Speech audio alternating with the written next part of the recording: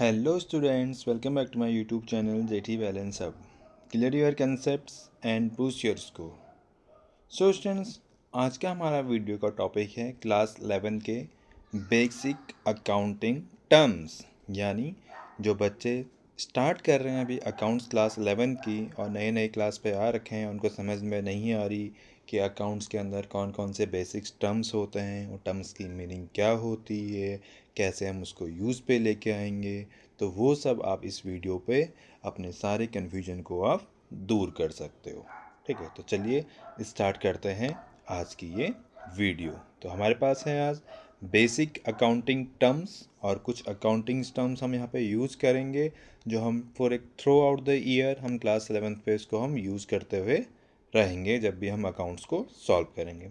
तो first accounting term है हमारा बिजनेस ट्रांजैक्शन, यानी बिजनेस के रिगार्डिंग कोई ऐसी ट्रांजैक्शन जो हमें करनी है। क्या ट्रांजैक्शन होगी, कैसे बोलेंगे?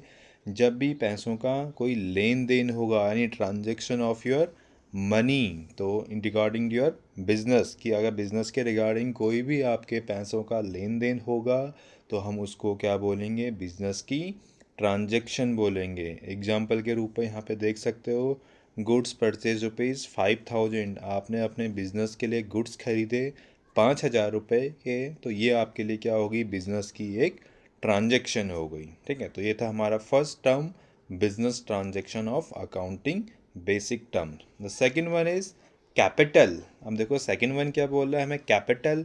अब कैपिटल क्या होती है? तो जब भी आप कोई बिजनेस स्टार्ट करते हो, स्टार्ट करते वक्त जो भी आप पैसा लगाते हो उसी को हम क्या बोलते हैं? कैपिटल। ये मीन्स ओनर का इन्वेस्टमेंट, यानी जो भी आप पैसे लगाओगे जब भी आप बिज़नेस को स्टार्ट करोगे, तो बिज़नेस स्टार्ट करते वक्त जो भी आप पैसा लगाओगे, पैसा के साथ जो भी चीज़ आप लगाओगे, भले एसेट्स के रूप में भी लगा सकते हो, कैश के फॉर्म में भी लगा सकते हो, और दोनों का कॉम्बिनेशन भी हो सकता है, कैश प्लस गुड्स। तो उन सबको मिला के जो भी चीज़ होगी उसको हम क्या बोलेंगे?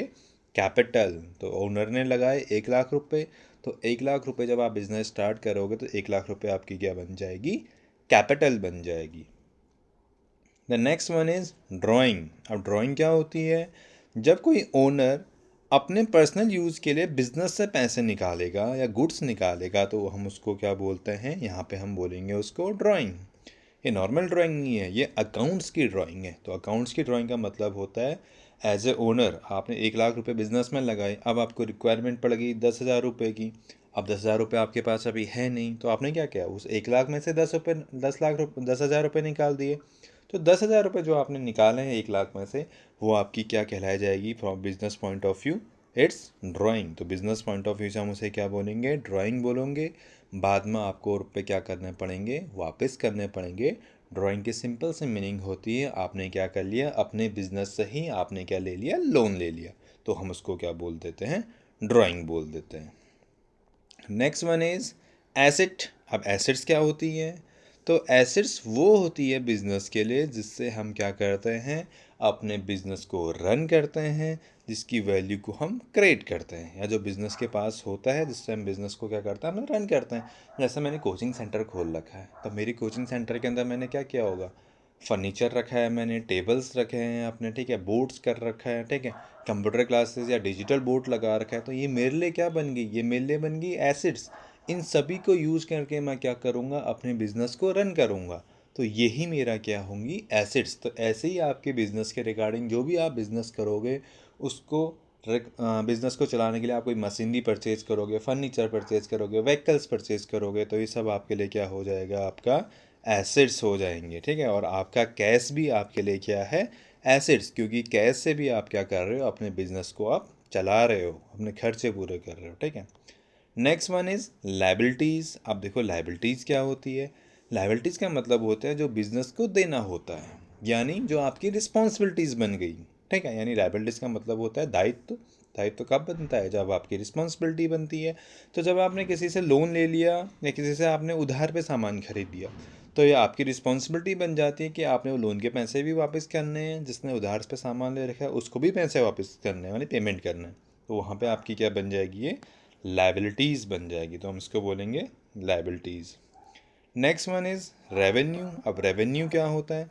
तो रेवेन्यू होती है हमारी रेगुलर इनकम, यानी जो भी हम बिज़नेस कर रहे हैं, बिज़नेस के रिगार्डिंग जो भी हमारी इनकम हो रही है, इनकम कैसे होती है, सेल्स के रिगार्डिंग हो सकती है, हम बिज़नेस में हम सेल कर रहे हैं, या बिज़नेस के रिगार्डिंग हमें क्या मिल रहा है, कमीशन मिल रहा है। तो रेगुलर वे पे जो हमारी इनकम होगी बिज़नेस की, उसी को हम क्या बोलेंगे यहाँ पे, रेवेन्यू वर्ड बोलेंगे। ठीक है, यानी जो इनकम होगी, जो डेली बेसिस पे हमारी जो डेली ट्रांजेक्शन हो रही है, मान लो मैंने कुछ प्रोडक्शन प्रोड्यूस किया, उसके रिगार्डिंग मैंने जो भी गुड्स को मैंने क्या किया, कन्वर्ट किया फिनिश गुड पे, और फिनिश गुड्स को करने के बाद मैं उसे बेच रहा हूँ, और सेल से जो मेरी इनकम हो रही है उसी को हम क्या बोलेंगे, रेवेन्यू बोलेंगे। फिर है हमारा एक्सपेंसेस। तो एक्सपेंसेस होता है बिजनेस को चलाने के लिए जो भी खर्चे होंगे, तो हम बोलते हैं एक्सपेंसेस। जैसे कि हमने कोई वर्कर रखा है तो वर्कर को हम सैलरी देंगे, हमने ऑफिस रेंट पे खोला है तो ऑफिस का हम रेंट पे करेंगे, फैक्ट्री हमने रेंट पे ले रखी है तो फैक्ट्री का हम रेंट पे करेंगे। तो क्या छोटे मोटे खर्चे होते हैं जो बिज़नेस को चलाने के लिए होते हैं, उसको हम क्या बोलते हैं, एक्सपेंसेस बोलते हैं। फिर नेक्स्ट वन है प्रॉफिट। अब प्रॉफिट क्या होता है, तो प्रॉफिट नॉर्मल सी बात है, प्रॉफिट कब होगा, जब हमारी इनकम ज़्यादा होगी और एक्सपेंसेस कम होंगे बिजनेस में, तो हमारा प्रॉफिट होगा। सेम वे पे नेक्स्ट है आपका लॉस। तो लॉस कब होगा, जब हमारे एक्सपेंसेस ज़्यादा हो जाएंगे बिजनेस के और बिजनेस का प्रॉफिट कम होगा, तो हम उसे क्या बोल देंगे, लॉस बोलेंगे। Next one is goods. अब देखो गुड्स क्या होता है बिजनेस के लिए। गुड्स होता है जो बिजनेस बाई और सेल करता है। ठीक है, अब नॉर्मल वे पे हम यही बोलते हैं कि जो बिज़नेस बाई करता है सेल करता है। ठीक है, तो इसको नॉर्मल वे पे समझो कि जिस गुड्स पे, यानी जिस चीज़ पे आप डील कर रहे हो वो आपके लिए गुड्स बन गया। आपकी फर्नीचर की दुकान है, आप फर्नीचर पे डील कर रहे हो तो फर्नीचर आपके लिए गुड्स बन गया। आपकी कंप्यूटर की दुकान है, आप कंप्यूटर में बेच रहे हो, खरीद रहे हो, तो कंप्यूटर आपके लिए गुड्स बन गया। ठीक है, तो आप टीवी फ्रीज बेच रहे हो तो टीवी फ्रीज आपके लिए गुड्स बन गया।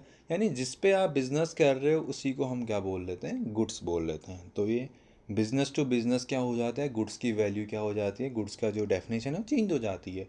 किसी के लिए फर्नीचर गुड्स है तो किसी के लिए फर्नीचर एसिड्स है, किसी के लिए कंप्यूटर एसिड्स है तो किसी के लिए कंप्यूटर गुड्स है। तो ये क्या हो जाते हैं, बिज़नेस के अकॉर्डिंग हम गुड्स को चेंज कर देते हैं। यानी जिस पर आप नॉर्मल वे पे गए, जिसको हम बिज़नेस में डील करेंगे वही हमारा क्या होगा, गुड्स होगा। Next one is purchase.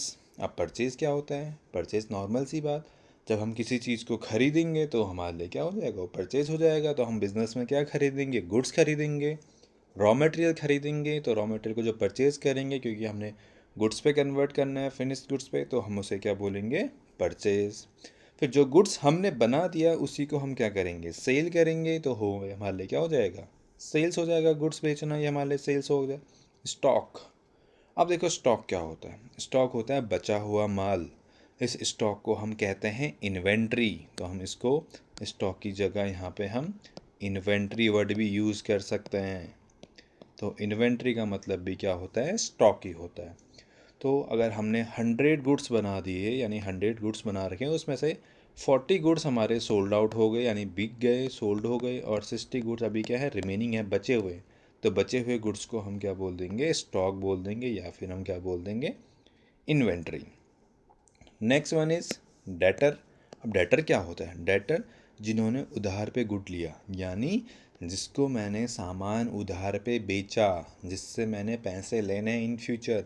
मान लो आपने मुझसे क्या ले लिया, गुड्स ले लिया 10,000 का, और आपके पास पैसे नहीं है, तो आपने कहा 2 दिन बाद दूंगा, 4 दिन बाद दूंगा, 5 दिन बाद, जितने दिन बाद भी दोगे, तो तब तक मैं अपनी बुक में आपको क्या शो करूँगा, एज ए डेटर, कि आप मेरे लिए क्या बन गए, डेटर बन गए, क्योंकि आपसे मैंने पैसे लेने हैं। और सेम वे पे आपने मुझे पैसे देने हैं, तो आपके लिए मैं क्या बन गया, क्रेडिटर्स। यानी ए और बी 2 पर्सन है, सपोज करो। तो बी ने खरीदा सामान, तो उसने गुड्स यहाँ गया, ए के से बी के पास क्या चला गया, गुड्स चला गया। ठीक है, यानी ए से बी के पास क्या चला गया, गुड्स ट्रांसफ़र कर दिया हमने। तो ए ने किसको दिया, बी को दिया। तो बी ए को क्या करेगा, बी ए को करेगा पेमेंट। तो ये क्या करेगा, बी करेगा पेमेंट, और ए को क्या करेगा, उसको रुपए मिलेंगे तो ए क्या करेगा, उसे रिसीव। बट ये पेमेंट 4 दिन बाद मिलने वाली है, तो ए बी को बोलेगा कि ये मेरा क्या है, डेटर है। बी ए को क्या बोलेगा कि ये ए मेरे लिए क्या है, क्रेडिटर है। तो सी, ठीक है, तो बी क्या बोलेगा ए के लिए कि ये मेरा क्रेडिटर है, क्योंकि बी ने ए को पेमेंट करना है।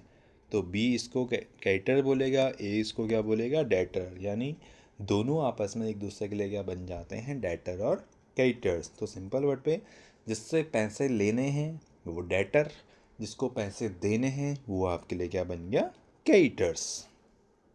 Next one is invoice. अब इनवॉइस क्या होता है, इनवॉइस क्या होता है, जो सेलर्स आपको क्या बनाता है, बिल बना के देता है कि आपने इतने का गुड्स खरीदा, इस डेट पे खरीदा, इतनी क्वांटिटी पे खरीदा, इस रेट पे खरीदा, तो वो क्या होता है आपके लिए एक बिल होता है जिसको हम बोलते हैं इनवॉइस। ठीक है, तो इनवॉइस इसमें आपका प्रूफ होता है कि आपने क्या सामान खरीदा, कितने का खरीदा, कब खरीदा। तो ये हो गया हमारा इनवॉइस। अब नेक्स्ट वन इज वाउचर। अब वाउचर क्या होता है, वाउचर होता है प्रूफ ऑफ ट्रांजैक्शन, या हमें प्रूफ देता है वाउचर कि हमने कितना पेमेंट कर दिया है, किस डेट पे कितनी अमाउंट किसको हमने ट्रांसफ़र करी या कितना पेमेंट किया। ठीक है, ये बिज़नेस टू बिज़नेस क्या होता है, यूज़ होता है। ये एक्सटर्नल के लिए भी यूज़ कर सकते हैं, हम इंटरनल के लिए भी यूज़ करते हैं, यानी इंटरनल मीन्स बिज़नेस के अंदर भी यूज़ कर सकते हैं, बिज़नेस के बाहर के लिए भी यूज़ करते हैं, जिसको हम बोलते हैं प्रूफ ऑफ ट्रांजैक्शन कि कितना पेमेंट किसको चला गया। Next one is discount. अब डिस्काउंट आप सभी को पता है क्योंकि सामान हर कोई खरीदता है कि डिस्काउंट का मतलब क्या होता है कि प्राइस में थोड़ी बहुत छूट मिलना, और डिस्काउंट के लिए एक अदर वर्ड यूज़ करते हैं, उसके लिए हम क्या होता है, रिबेट। रिबेट के इसके भी वर्ड यूज़ होता है डिस्काउंट के लिए। Next one is bad debt. अब देखो बैड डेट क्या होता है। अब देखो ऊपर ए ने क्या किया था, सामान बेचा था बी को, तो बी क्या कर रहा था, ए को पेमेंट कर रहा था, तो ए के लिए बी क्या था, डेटर था। अब बी जो डेटर है वो क्या कर रहा है, इसको पैसे नहीं दे पा रहा है। इस कोई भी रीज़न हो सकता है, कोई भी एनी काइंड ऑफ इश्यू हो सकते हैं, तो बी इसको पेमेंट नहीं कर पा रहा है, तो बी क्या बन जाएगा यहाँ पे, बैड डेप्ट, क्योंकि बी से मुझे क्या हो जाएगा, अब लॉस हो जाएगा, क्योंकि बी मुझे पेमेंट नहीं कर रहा है, जिससे मुझे अब पैसे नहीं मिलने वाले हैं। तो उस कंडीशन पे ये मेरे लिए क्या बन जाएगा, एक बैड डेप्ट बन जाएगा। ठीक है, और last one is accounting equation. इस अकाउंटिंग इक्वेशन का हम एक पूरा चैप्टर सॉल्व करेंगे। तो अकाउंटिंग इक्वेशन पे क्या होती है, जो हमारी एसेट्स होती हैं वो कैपिटल प्लस लायबिलिटीज़ के इक्वल होती है, यानी जितनी भी आपके पास एसेट्स होंगी उसको टोटल करेंगे कैपिटल प्लस लायबिलिटीज़। इसको हम हमेशा इक्वल लेके चलेंगे कि इन फ्यूचर आपको लॉस हो गया या आपने बहुत ज़्यादा क्या हो गया, हैवी एक्सपेंडिचर कर दिए, तो अगर आपका बिज़नेस क्लोज हो जा रहा है क्योंकि आप रिकवरी नहीं कर पा रहे हो, तो उस टाइम आप जो भी लायबिलिटीज़ है, लायबिलिटीज़ का पेमेंट किससे करोगे, एसेट्स को बेच के लायबिलिटीज़ का आप पेमेंट करोगे। तो इसलिए हमेशा क्या होनी चाहिए, इक्वल होनी चाहिए। तो ये कुछ थी हमारी basic accounting terms. I hope ये आपको पसंद आई होंगी, वीडियो आपको पसंद आया होगा। तो वीडियो अगर आपको अच्छा लगा तो लाइक कीजिए, शेयर कीजिए, सब्सक्राइब कीजिए और अपने दोस्तों के साथ शेयर कीजिए ताकि वो भी इन सभी को इजी वे पे समझ सके। तो ये थे हमारे बेसिक अकाउंटिंग टर्म्स, इनका आप स्क्रीनशॉट ले सकते हैं ताकि आप इजी वे पे इनको याद कर सकें और आपको दोबारा इसको देख सकें। तो मिलते हैं नेक्स्ट वीडियो पे कुछ interesting basic accounting terms plus कुछ बेसिक इन्फॉर्मेशन के साथ।